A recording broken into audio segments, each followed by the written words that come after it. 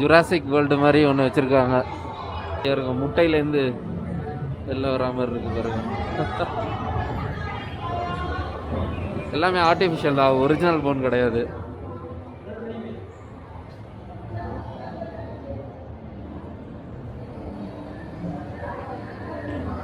Artificial.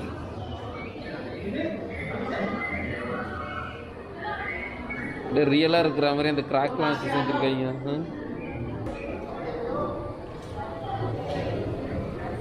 எல்லாம் artificial தான், சும்மா.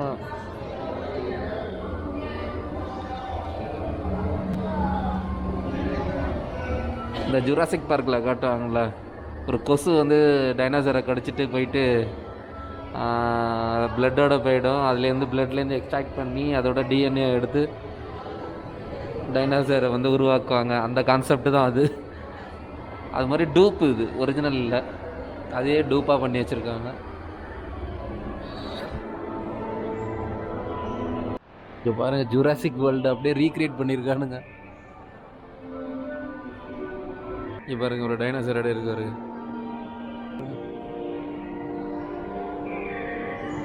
அடுத்து இங்கே ஒருத்தர் இருக்கான் பாருங்க.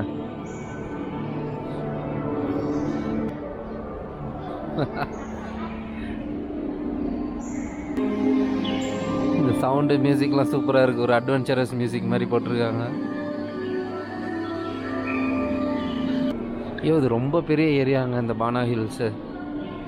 ஒன் டேல கூட கவர் பண்ண முடியாது போல், ஏன்னா நம்ம அவ்வளோ நடக்க வேண்டியது இருக்குது. மத்தியானம் தான் ஆகுது. இங்கே வரும்போது ஆல்மோஸ்ட் 9 o'clock போல் வந்திருப்போம். பட் வந்து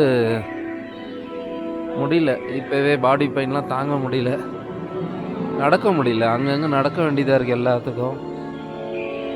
இங்கே பாருங்க,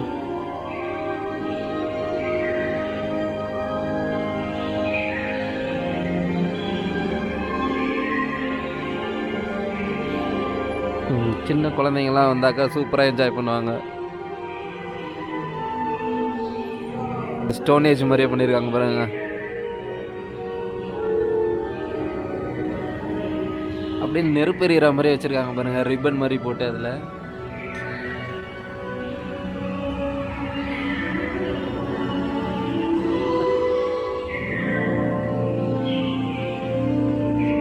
சூப்பராக டிசைன் பண்ணியிருக்காங்க. இங்கே வருங்க, ஐசேஜ் மேமத். இந்த மியூசிக்குக்கும் இந்த இவங்க போட்டிருக்க செட்டப்புக்கும் அப்படியே அந்த வேர்ல்டுக்கே நம்மளை கூட்டு போகிற மாதிரி இருக்கு. வா, மேமத் அப்படியே ரீக்ரியேட் பண்ணியிருக்காங்க.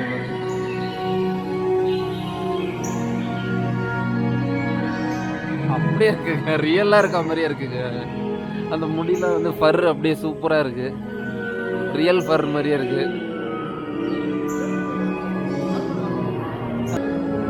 கலக்கி இருக்கானுங்க. இதுக்கு பேர் வந்து சேபர் டூத் இதுக்கு பேர். வந்து ஹண்ட் பண்ணுற மாதிரி ரீக்ரியேட் பண்ணியிருக்காங்க. கலக்கிட்டிங்கடாங்கிற மாதிரி தான் இருக்குது. உண்மையிலே கலக்கிட்டானுங்க, அமேசிங்காக பண்ணி வச்சுருக்காங்க.